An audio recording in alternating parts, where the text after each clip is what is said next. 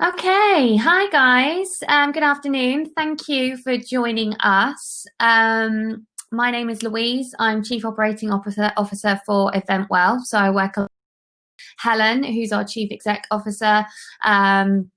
Working on all the sessions that we're putting together for Eventwell month. So we're in our second week now of Eventwell month. First week was obviously sleep. I hope everyone got much sleep over the last week. And now we're into our new week session about movement. So just a couple of housekeeping before we move into the session. So if you could just make sure all your mics are on mute. If you're not familiar with Remo, at the bottom of the screen, you should be able to see a chat button. So if you want to, at any point, if you click on the chat button, you can either type something into the general chat page or button, I should say, or you can also go to Q&A and you can type in any questions there that you want to ask Jacqui at the end of her session, or if you've seen somebody that you know on the session and you want to chat to them, then you can do a private chat if you click on participants.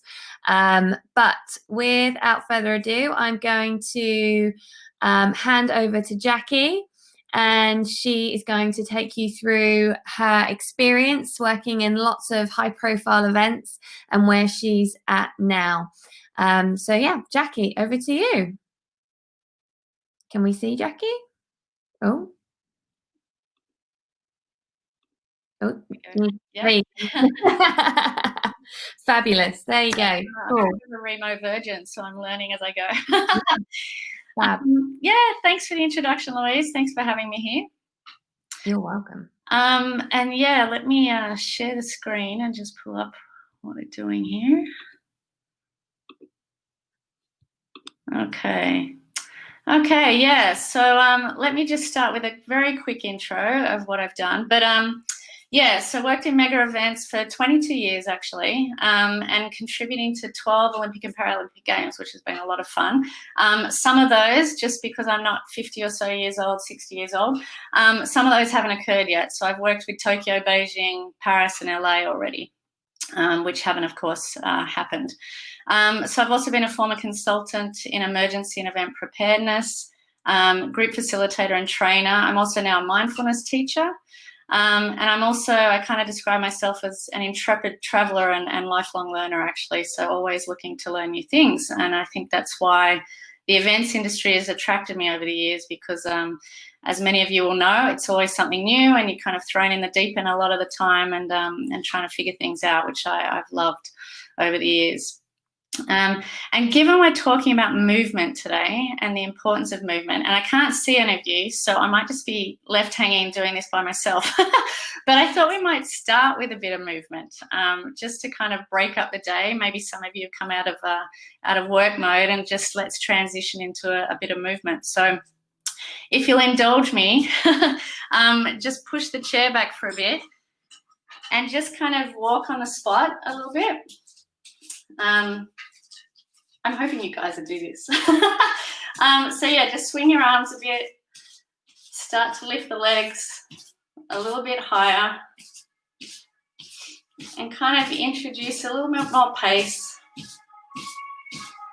and start to jog on the spot if it feels comfortable.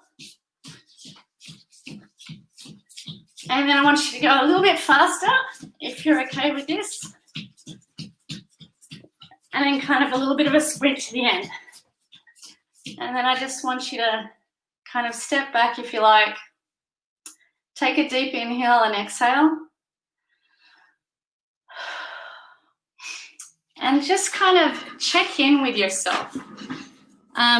So what I'd like to do is, if you can use the chat box, is just tell me what that short burst of movement felt like, you know, from a body physical perspective, and then also in the mind. Besides perhaps feeling a bit silly for making me do this to you. But yeah, just let me know how that felt for you.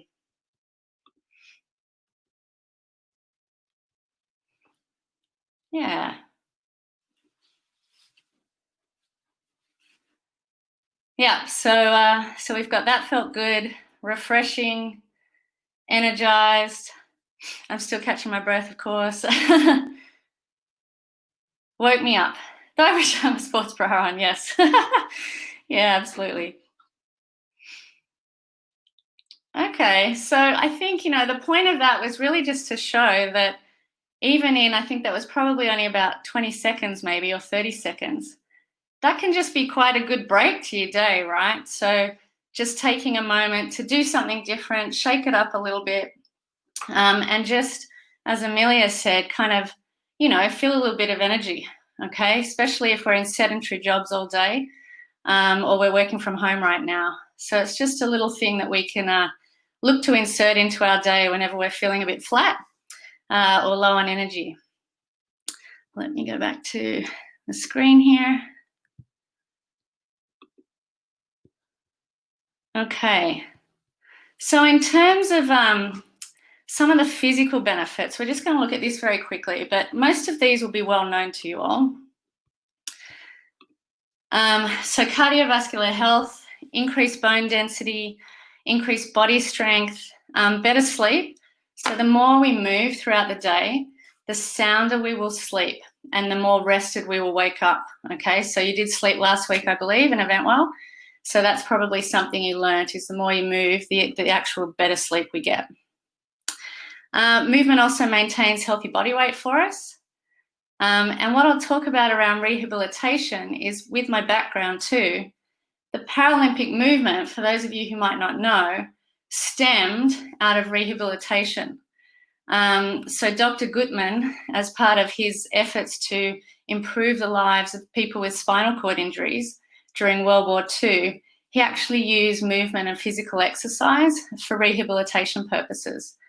And it was so successful, both from a physical standpoint, but also mentally, in terms of creating kind of a heightened sense of meaning in their day, that obviously got extended into other populations beyond just spinal cord injury people. So it moved into genetic disabilities and also accidents, war veterans and so forth. So you now have the Paralympic movement that's kind of been born out of that movement around rehabilitation. So very successful. Pain management. And of course, some of us might say we experience a bit of pain when we exercise, but actually when our body's functioning optimally, we do avoid pain because certain muscle groups, they engage more actively, and that actually prevents us from experiencing pain.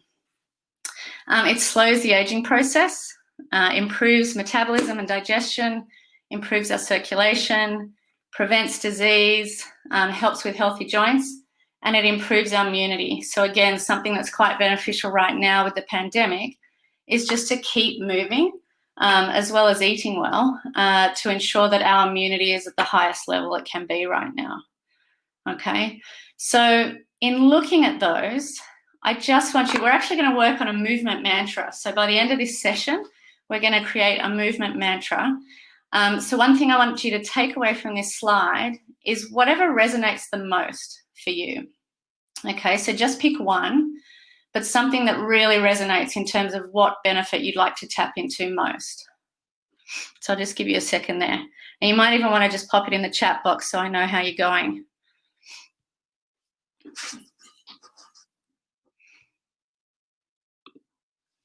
I'm just going to write, so for me, it's definitely better sleep. I love the fact that I sleep really well when I move more.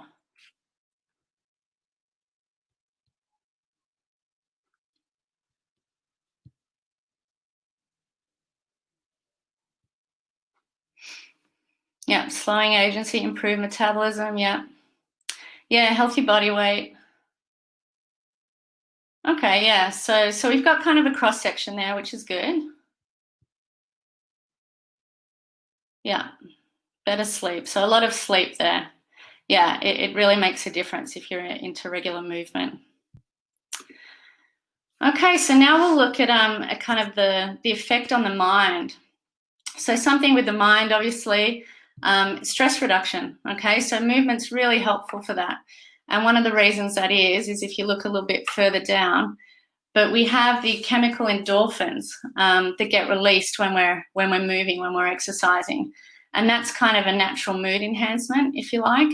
which really helps with mental well-being. So that's why we start to reduce our stress when we move more. In terms of improved relationships, so what happens when we tend to move more is we start to feel better about ourselves. And of course, when we feel better about ourselves, we also then start to view the world a little bit better as well. And so that outward kind of sense of improvement extends to our relationships. And that's why that happens as well. Studies have shown that, increased productivity results from more movement too. So for those who are more active in a workplace, they can be 15% more productivity, which is a great stat. There's a sense of empowerment that comes with movement. It helps to slow age-related mental decline. It's said to improve our memory. And then also studies show that in children, there's a 10 to 15% improvement in the learning skills of children. And that's why you will see movement and physical activity be such a big part of childhood education, because there is that correlation with learning skills. It helps with better concentration and improved confidence, and then also greater energy.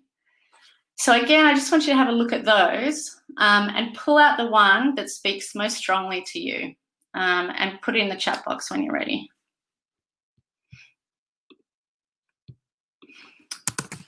And for me, I kind of like the confidence you get once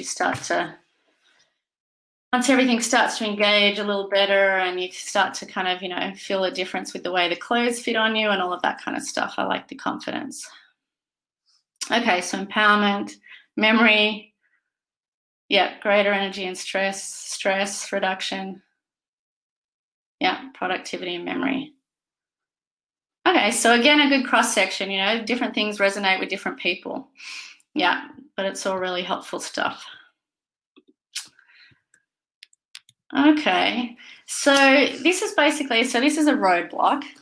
And what I want you to do now is kind of put into the chat box, what are your typical excuses? So when you think about movement and you think, no, I don't want to do that today, what's your go-to excuse? What is stopping you from introducing more movement into your day? I'm too tired, yeah, and for me, I would say time. I always think I don't have time. Too much work on, time, yeah.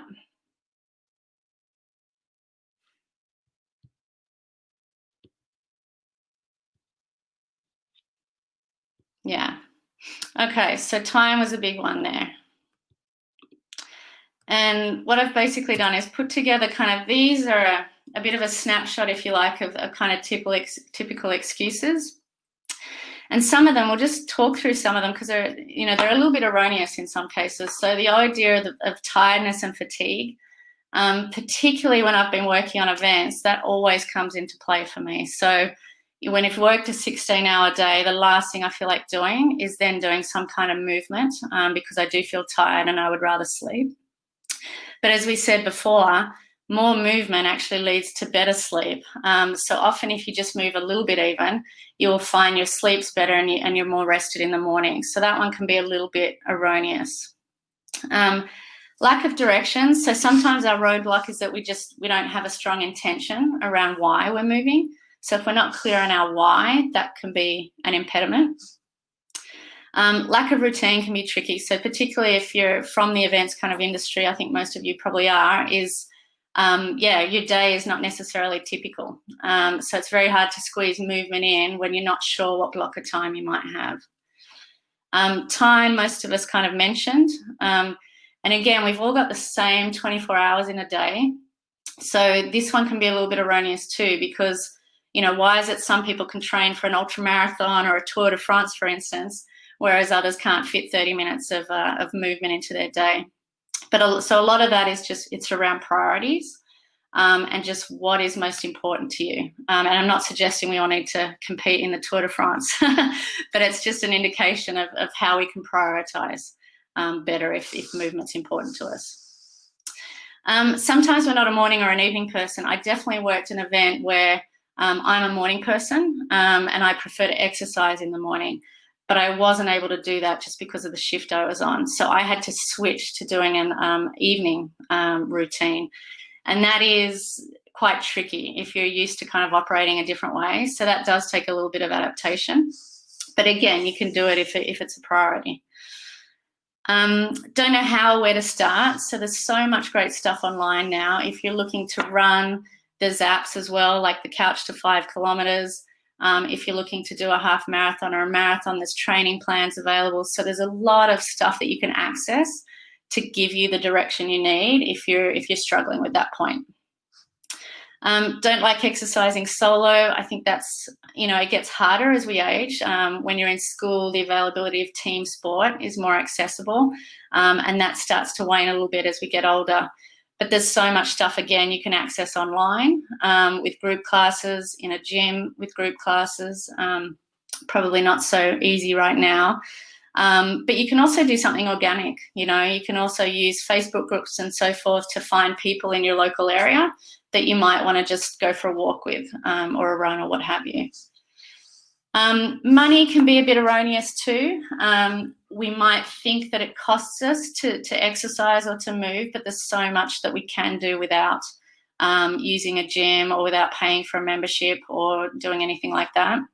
So again, it's just working out, what can I do that will give me the maximum impact for the lower spend, if that's something that's a concern for us. In terms of boredom, mix it up. So if you like cardio, you might not want to run every day, but try and, intersperse that with cycling or swimming or something else. Or if you like weights training, you might like to do some kind of functional weight training versus, gym training with actual hand weights, for instance. And that can help with boredom. So just, be prepared to kind of keep mixing things up. And especially if you find you're plateauing, that can often be an indication of perhaps boredom in your routine. Pain's an interesting one, because if you're responding to your body's limitations, you shouldn't really experience pain as such. And often, so for instance, I've had some niggling back pain lately, and that is usually, for me, a sign that my abdominal strength has weakened. So simply by doing some stretching and some exercising around strengthening my abdominals, so actually increasing my movement in that area, I will start to decrease my pain. So that's something to be aware of too, is that often your pain might just be because you're engaging your muscles ineffectively at times. And then not seeing results. So if you have the specific goal of trying to lose weight or maintain a healthy weight and you don't see that happening, it might be that you haven't left it long enough. So a general rule of thumb is around 3 weeks before you start to notice effect of movement if you're starting up new. And then it's about 6 weeks before other people will start to notice. And that's when you can start to expect maybe some comments if weight loss is your goal. So that's a decent amount of time, 6 weeks. And then if you find that stretches to, a few months and you're still not seeing the results, that might be the time to consult with a GP. There might be something else going on. But typically it will be 2 months or so before you start to see that. So don't let that be an impediment if that's your goal.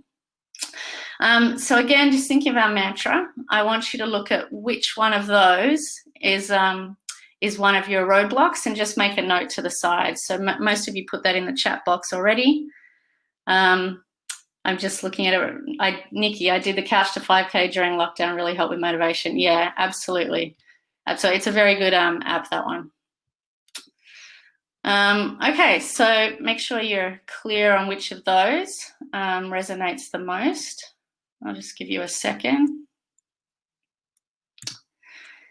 And then we'll move through to kind of how to start or reconnect. So these are kind of the 4 things I would recommend if you're looking to either start with some movement or reconnect with it. And the first one is to know yourself well.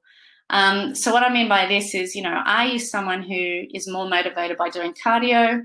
Do you prefer strength training? Are you someone that prefers things like yoga and Pilates? Do you like mindful movement, yoga again, or Tai Chi, things like that? And the reason I say that is because, if you don't like running, there's no point in kind of forcing it. It might be something you can build up over time if that's a goal. But otherwise, just stick to things that are going to work for you and that are going to motivate you to get out of bed in the day. Second one there is be intentional. So definitely, as I kind of mentioned earlier, be clear on that why, because if you don't have a firm why, you'll find that it's very hard to sustain activity over time, because there's nothing there that's kind of holding you as a light at the end of the tunnel. That why is very important. SMART goals we'll look at in a second, and then start small. So if it's been a while since you've done anything, don't kind of, launch out the front door thinking you can run 5 or 10K. You will need to start incrementally. And the better idea is to, even if you're feeling quite good, is maybe go out and just run for 2K. And even if you're feeling good at the end of the 2K, is try to run a bit further the next day or the day after. Excuse me. If you go out too hard too soon, there's a couple of things that can happen. And one is injury. So if you push yourself too hard too soon. And then the second one too is if you're not setting goals that are achievable, you'll start to become demotivated over time. Okay, so start small and enjoy those quick wins when they come.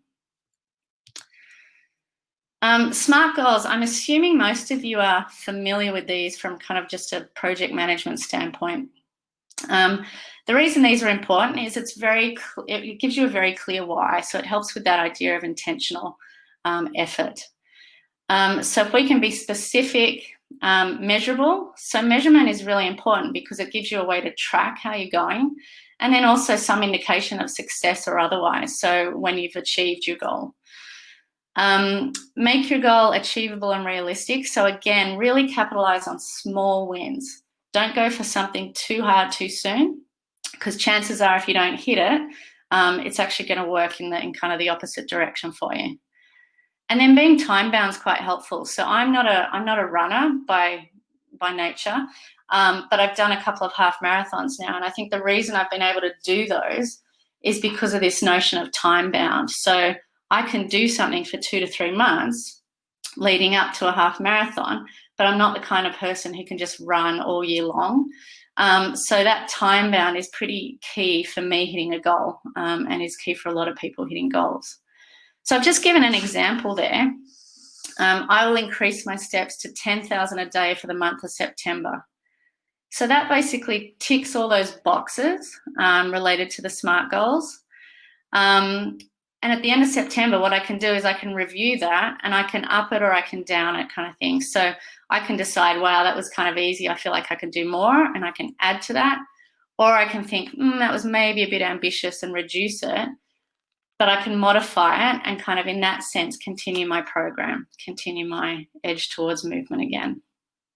So what I'll do is I'll give you a couple of minutes actually, is if you are looking to kind of reintegrate movement into your day, have a think about what a SMART goal might be for you. What is it you're trying to achieve, and how might you set that up so that you've got a better chance of achieving success? I'll just give you a minute or two to feel free to put it in the chat box too. Sakina's saying, I would never have thought of applying SMART goals to exercise. Love this idea. Yeah, and the good thing about this, Sakina, is if you've got, so I've got a Garmin, a lot of people have Fitbits or Apple Watch or a Garmin, for instance. Having something like this makes a goal like this very attainable. And actually, when I first got this, it's a huge motivational tool. Because you start to, I did set the goal of 10,000 steps a day, and there were some days where I was kind of like, 8,000, 9,000, and you're so close that what it does is it's quite motivational for getting you out the door and just walking, half an hour before you go to bed or something. So yeah, these tools can be really useful for achieving exercise goals or movement goals. Does anyone have a SMART goal that they'd like to share?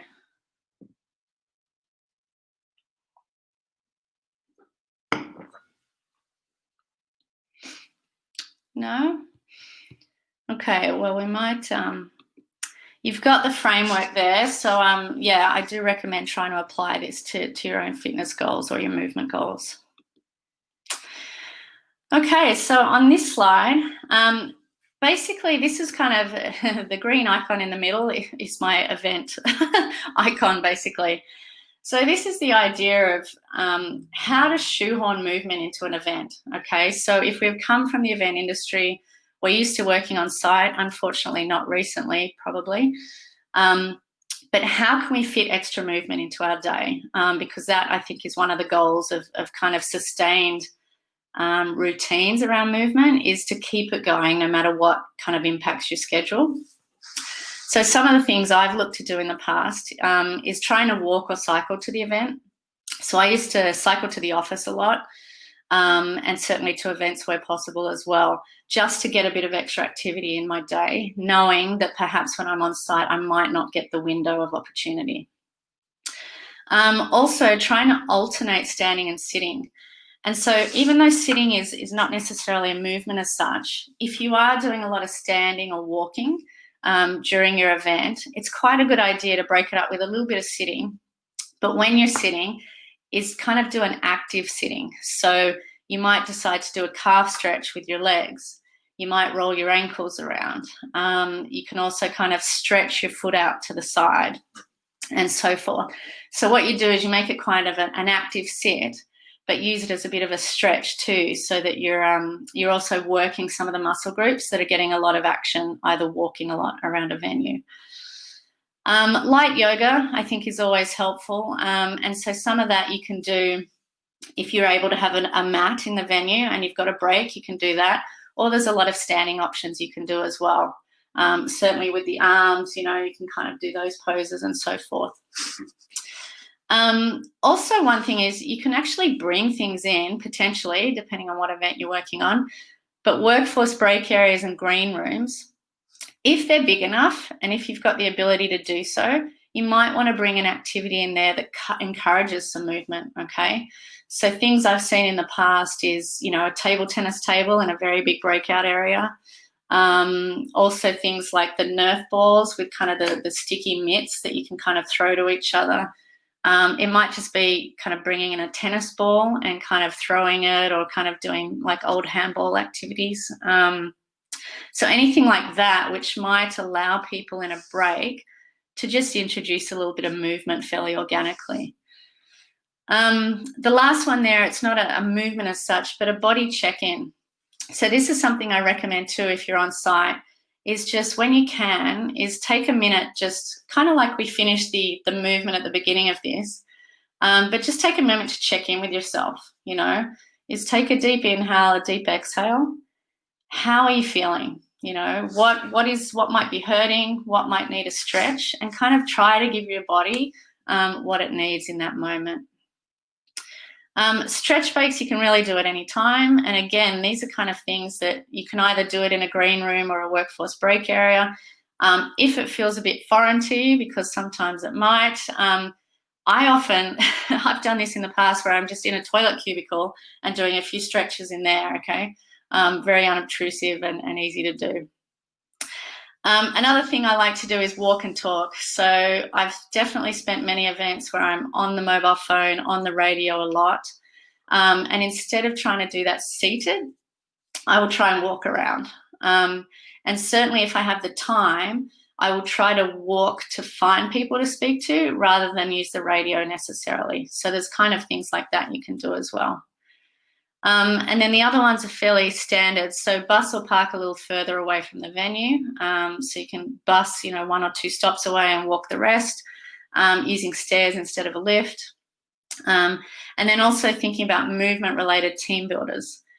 So definitely I've been, in the habit of when you finish an event or even during an event, typically, it's kind of the work hard, play hard mentality at times. So you'll often go out to a pub or a bar or a restaurant and you'll end up sitting.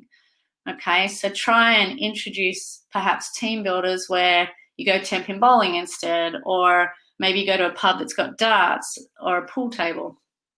Something that you're still sitting for a lot of it, and you're still drinking and eating, but you're introducing a little bit of movement there as well.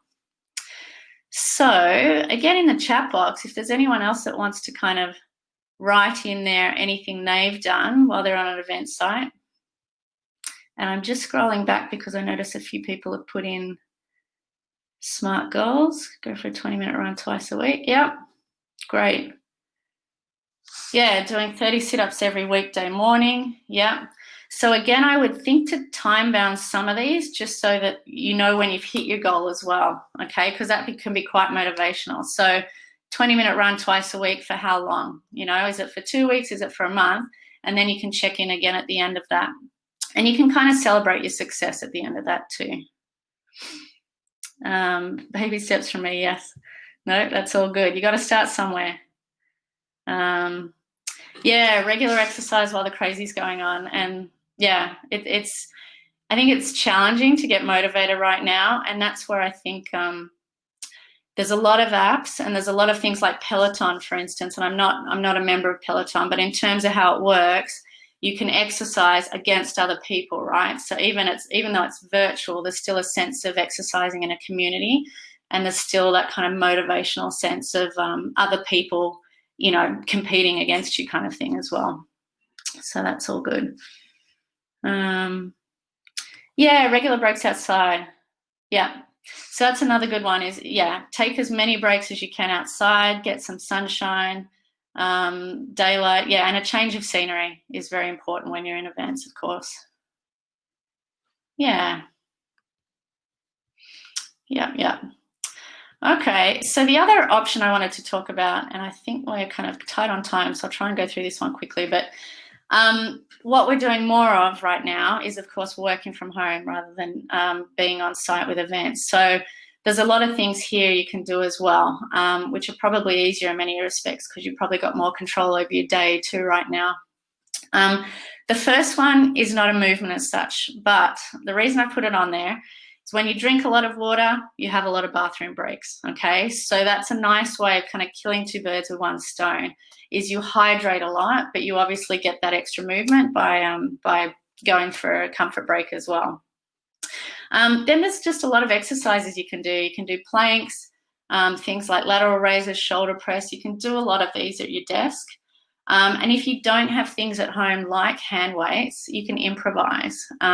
So a good way to improvise is to use, you can use a water bottle, fill that with water and lift that.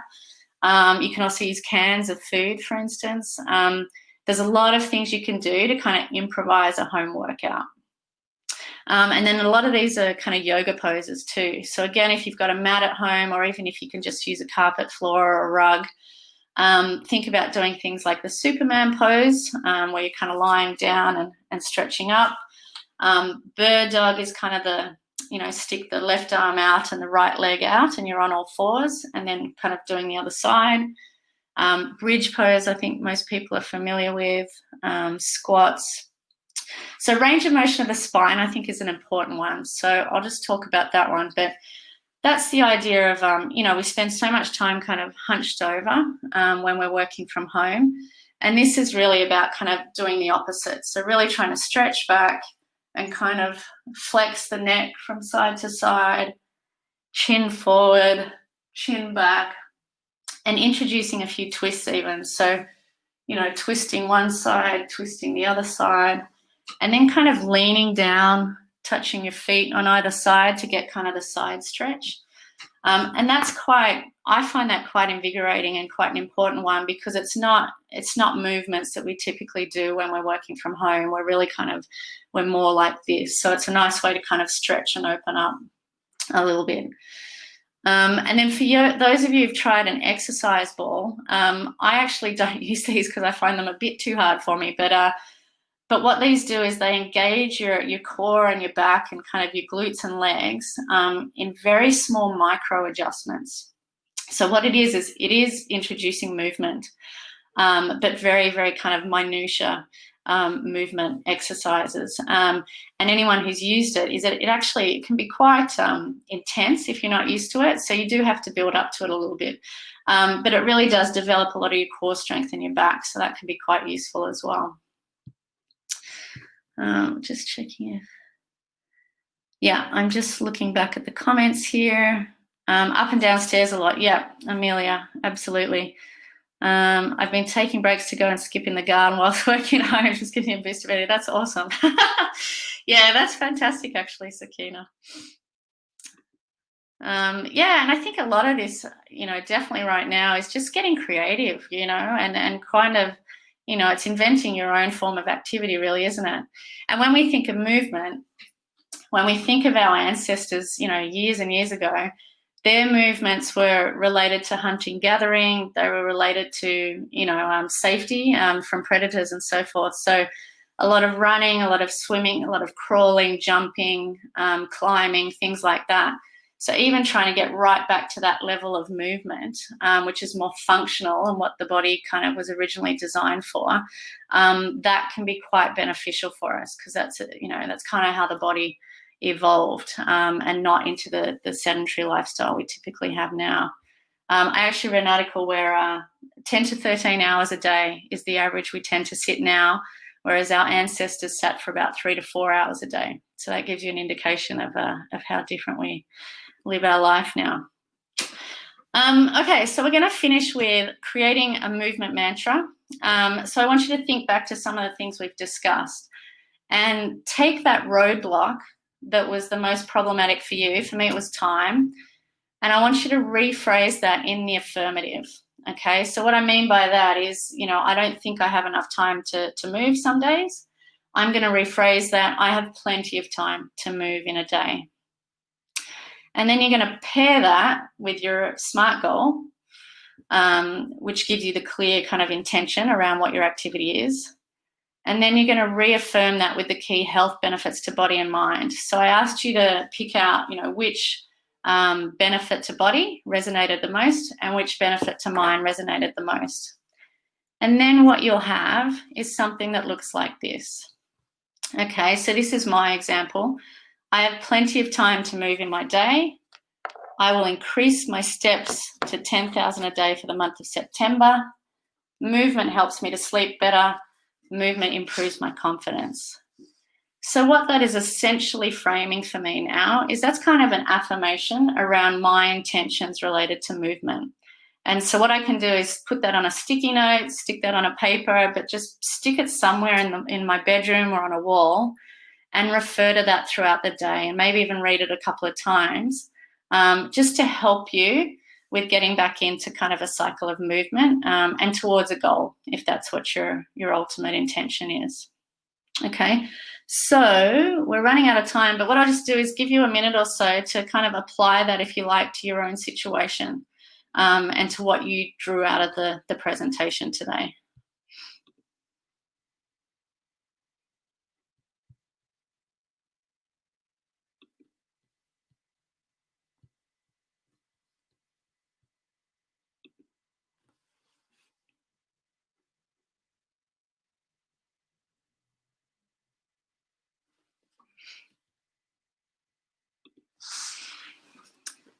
Okay, and I think that's really, I know you're going to need a little bit more time on this. I know we're also tight on time right now. I think I've gone over. So basically that was the end of my presentation. So what I'll do is I'll let you continue to work on that or to ask questions as you like.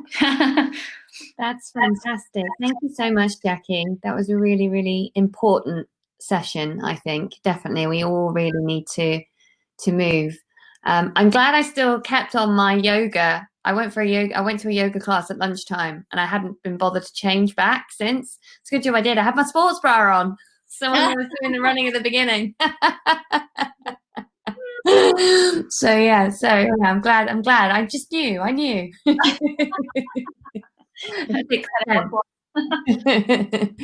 But yeah, no, it's absolutely, I mean, it's just so important. I mean, even if you're not one for doing exercise, it's so important even just to go for a walk, getting outside, change of scenery. Just, yeah, sitting down all day is just not good for mind or soul or body. So yeah, it's just so important. And I really like your philosophy about creating your own movement mantra. I think that's really important. Like, we should all maybe start, maybe a different movement mantra a month, figure one out every month and then stick to it, print it out, stick it on your bathroom mirror or whatever. Remind yourself that you do need to keep moving. Or even if you are at work, if you're back at work in your office, have it on your desk at work, like making sure that you adhere to it, basically. So yeah, really, really important. A couple of thank yous. That's great, Amelia and Nikki. If anybody's got any questions for Jacqui, Yeah, please feel free. Either you can unmic yourself or unmute yourself, or just type it in the chat box or Q&A box, whichever you prefer. But yeah, other than that. So with your movement mantra, Jacqui, do you change yours regularly? Or do you stick with the same one? No, I do change it just because I do find boredom plays a part for me as well. So I've been trying to run a bit more, but then I'm not, as I said, I'm not really a natural runner. So for me, and luckily the weather's still okay for it, I can mix it up with a bit of swimming because the pool's close. Yeah. But yeah, I definitely, even walking I mix up. So sometimes I'll do hills, sometimes I'll do flats, sometimes I'll do a pretty part of town, for instance, and try a scenic one. But yeah, just mixing up is helpful. Yeah, absolutely. It is about mix. I think it is a right to mix it up because otherwise you do get bored. Yeah. I know, it's been really, when lockdown was first on, it was really difficult to try and get outside, but you just need to make yourself, even if it's for half an hour, to go for a walk. I'm actually a body pump instructor, and although I don't actually have the equipment at home, I've bought myself hand weights. So I'm actually like, I've redevised my body pump routines with hand weights. So I just make sure I do that at least 2 to 3 times a week at least. So yeah, I think it's just important. If you were in a routine before all of this, then it's really important to kind of try and stick to it as much as possible. Yeah. Sakina says, what sort of a time limit do you recommend to set to each movement goal? Interesting. So it kind of depends what you're doing, Sakina, and what you're trying to achieve.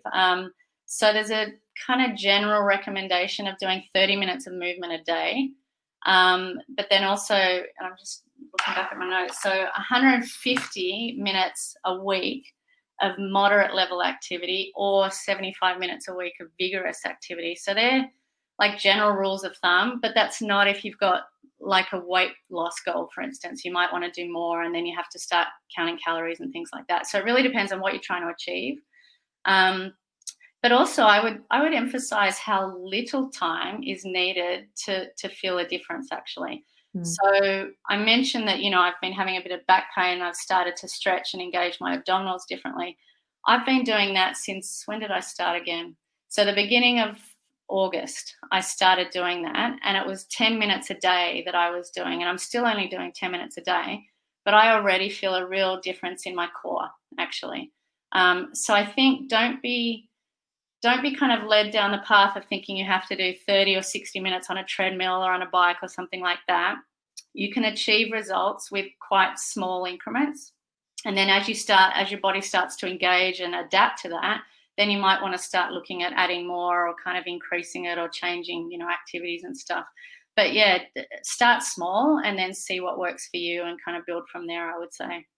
Yeah, absolutely. It is all about starting small, definitely, building up. It's like the whole somebody I can't remember who mentioned it, but the whole like couch to 5K. You start small and you build it up. So many people, I think, get involved in running. They start the couch to 5K and then they get obsessed. Yeah. It's the same with the gym. Yeah, you then can get obsessed with it. But then that obsession soon goes. I used to be a keen runner. I used to love running. These days I don't. Changed it up. Cool. Excellent. Has anybody else got any questions? How are we doing for time? Oh, I've got quite a bit of time. So when you actually worked on the Olympic events, were you quite strict with yourself? Were you able to kind of adhere to your movement mantras? Were you able to get them in? Well, confession, no, not always. Easier said than done. Yeah. The beauty of the Olympic events, and so I've done a few corporate events as well, and they're a different scale, right? So I've clocked 42,000 steps working on an event. Wow. In the Olympic Forum because of the distances between venues in the Olympic Park and so forth. So for me, I never had to worry too much about fitting the movement in. I was getting that. Yeah. For me, it was more understanding the complement of pairing that with some stretching, because what happens when you do a lot of steps like that is you start to get a little bit of pain. Yeah. So yeah, it was more finding time to stretch and balance it. Yeah, no, absolutely. I can imagine you were working very long days. Yeah. That's a lot of steps. Yeah. Oh, there's a lot of steps. Gosh, I don't have a Fitbit actually. They're becoming so popular now, the whole Fitbit and Yeah. things. I kind of don't want to know how many steps I'm doing a day. No, it's fine. It's motivational. It's very motivational. Oh, Sakina says, can you recommend any activities for the event organisers to participate in as a group? That's a good question.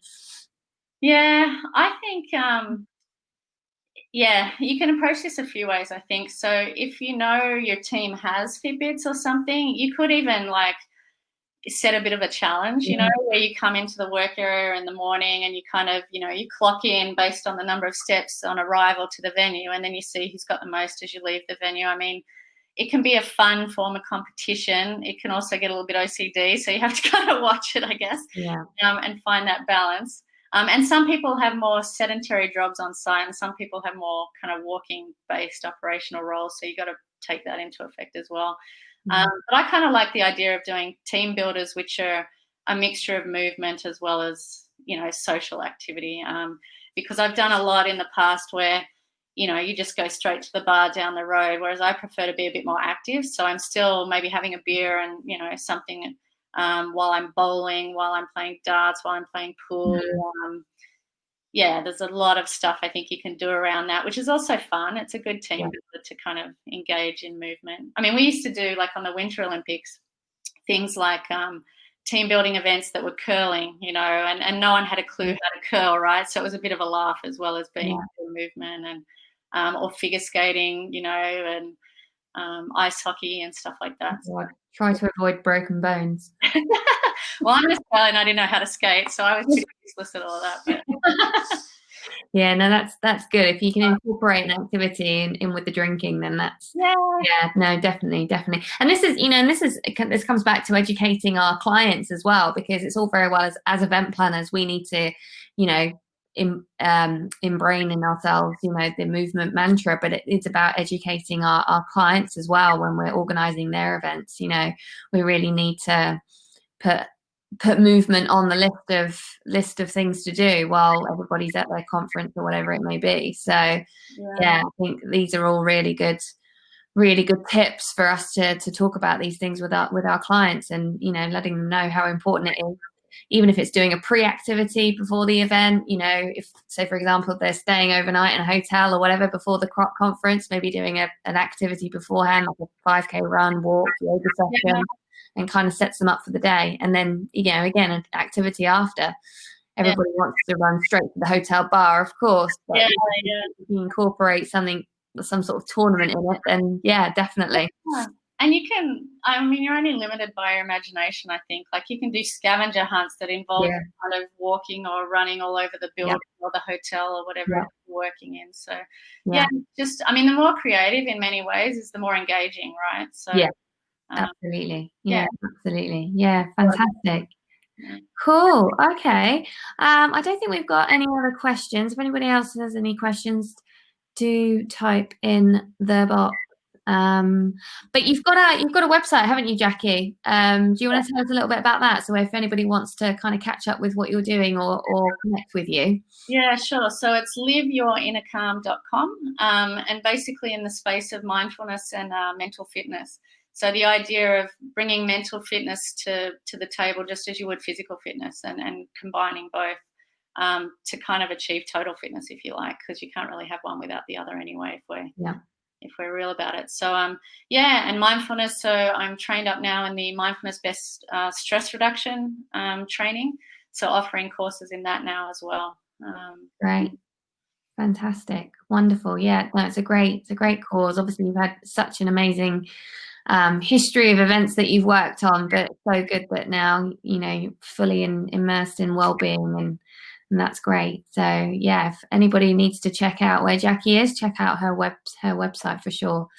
But thank you so much, Jacqui, for your time today. We really, really appreciate it, and for kicking off our new 7 days of movement for Event Well Month. It's been really, really insightful. So thanks so much. Yeah. Thanks, Louise and Sakina. No worries. It was a pleasure to participate. Thank you. All right. Thanks, guys, for joining. And yeah, hopefully we'll see you at some other events during the week. Yeah. Okay. Thanks, everyone.